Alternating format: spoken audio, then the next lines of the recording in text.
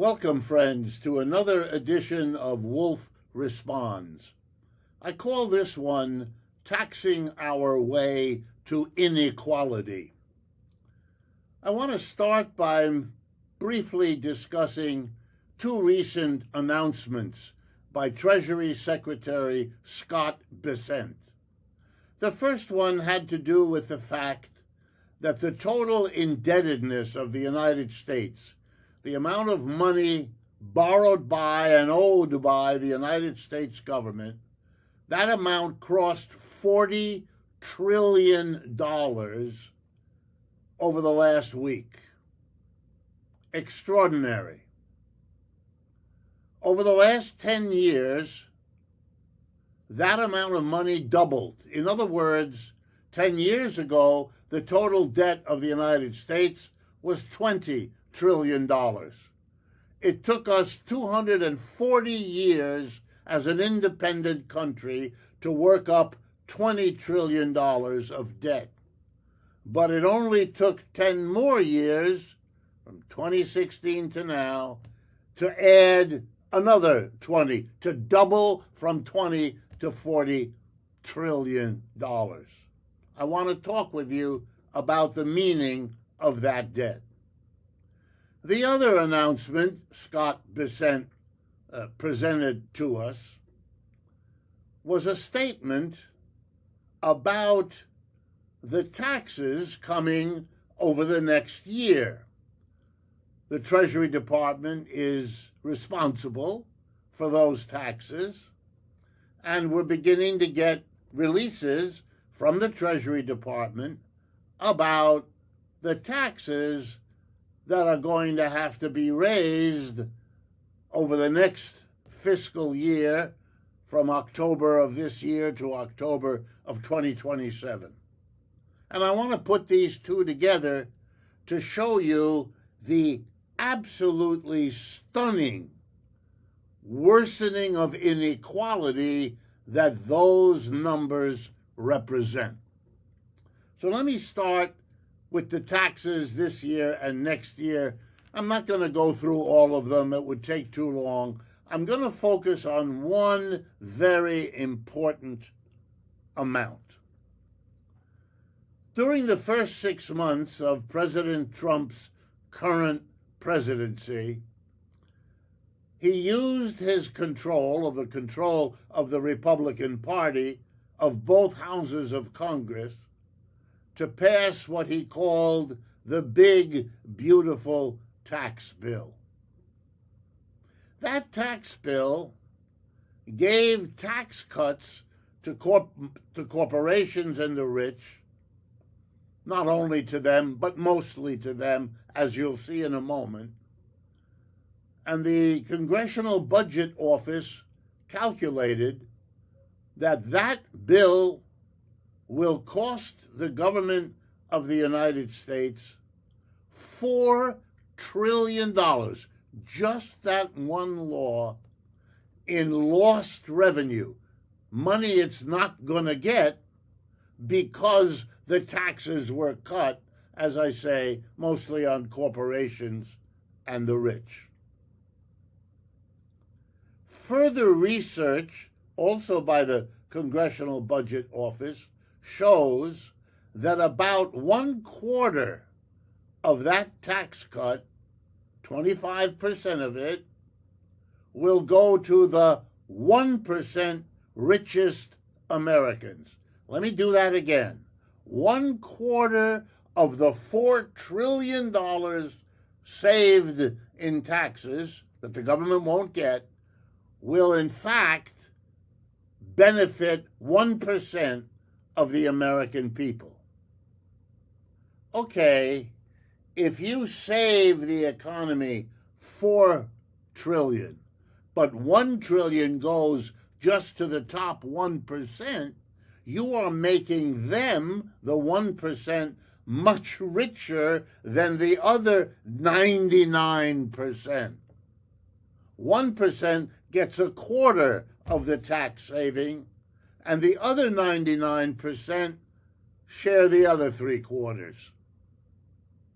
In other words, that tax bill dramatically worsens the inequality of the United States, which is already greater than that of most other industrial developed economies in the world. We don't just have serious inequality built up now over the decades and creating, on the one hand, the billionaires whose names and pictures we see in the newspaper and on TV every day, and the economic difficulties millions and millions of American families are experiencing more and more with the passage of time. You know, the rising gas prices you complain about, the rising food prices you complain about, the rising rentals we all face. We, the mass of people, are being squeezed left and right. But the people at the top are floating in money. Let's remember a couple of months ago when we were told that it was our duty to celebrate the remarkable event of the world's first trillionaire, Elon Musk. And I remember saying to all of you, what an amazingly disgusting fact about capitalism, that in this day and age, when so many millions are needy, this system adds wealth, hundreds of billions of dollars in wealth, and then gives it to the man who's already the richest person on earth, instead of using it to improve the lives of millions. What kind of a system? Well, now I want to explain to you how it is that taxes have become such an important engine of inequality, making inequality worse. Here's how it goes. In our strange American political system, politicians are under the gun. What do I mean? They have a pressure that leads them to do something which makes our unequal economy even more unequal. The problem of our politicians can be summed up this way. They dare not impose taxes on corporations and the rich. And you all know why. Because most of the money that most of the candidates need to raise to pay for their expensive campaigns, millions for TV, millions for social media, and so on, they dare not offend corporations or the rich, because those are where the big bucks come. Mr. Trump is president in no small part because Elon Musk, the richest man in the world, contributed over $200 million to Mr. Trump's campaign. So the politician dare not tax corporations and the rich. And by now, politicians dare not tax the mass of people much more than they already have. Why? Because the people are angry and bitter and resentful. They know they're being taxed way beyond what they should have been. They know that the rich are not paying, so it's them that have to make up the difference. And politicians are afraid if they pass tax increases, the mass of people will vote against them.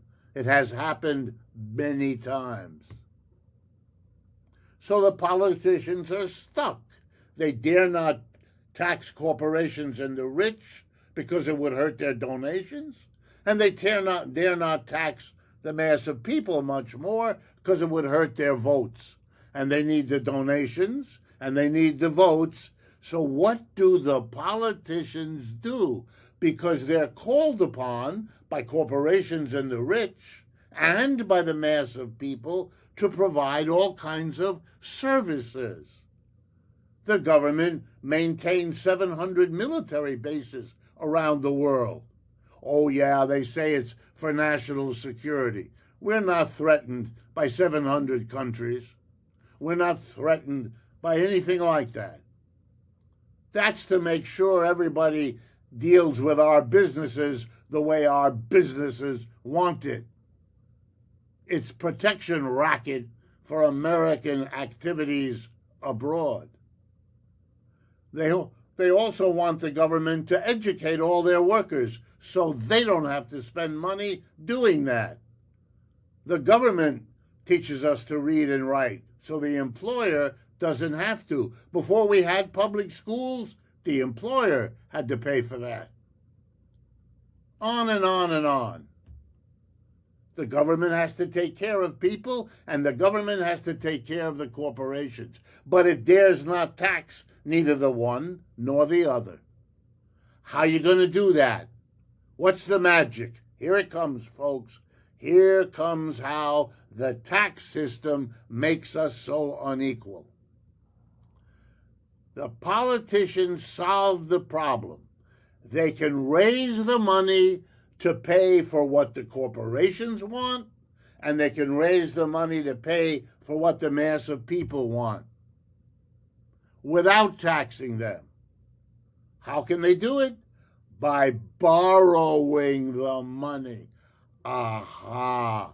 Now you're getting the clue, right?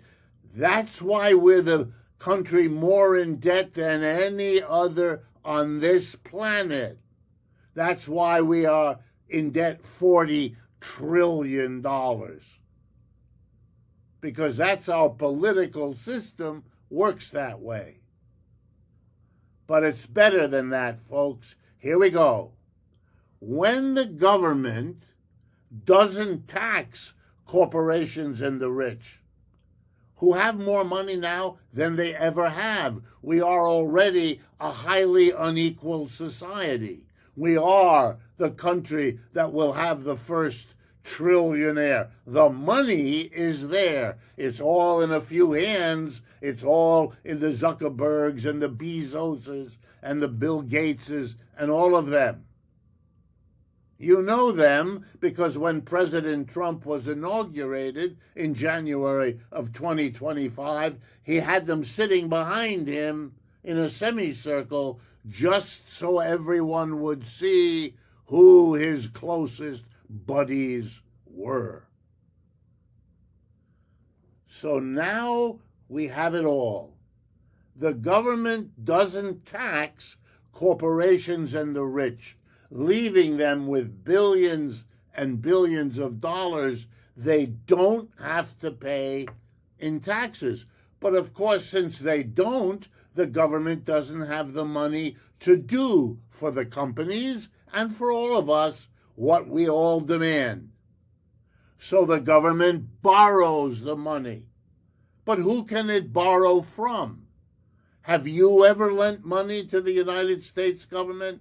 Of course not. The vast majority never have. A few of you have bought some U.S. government savings bonds, but that's a tiny part of what we're talking about. The big loans are made in millions and millions of dollars, and they're made by corporations and the rich. Now you get it. When the government doesn't tax corporations and the rich, it leaves them with the money so that the government can then go to them and say, since we didn't tax you, we don't have enough. Would you be so kind as to lend the government the money that you didn't pay in taxes? Oh, sure, say the corporations and the rich. They may not be smart. They may not be the sharpest knives in the drawer, but they know that rather than paying a tax, And when you do that, bye-bye your money. Rather than that, they'd much rather lend that money to the government, receive interest payments every year for a few years, and then the government gives it all back to them. Wow. Is that a cost to the government? Of course it is. The government has to pay interest. Like anybody who borrows money, there's an interest payment you have to make. So the government pays interest to corporations and the rich who lend them the money. And where does the government get the money to pay the interest? From you and me.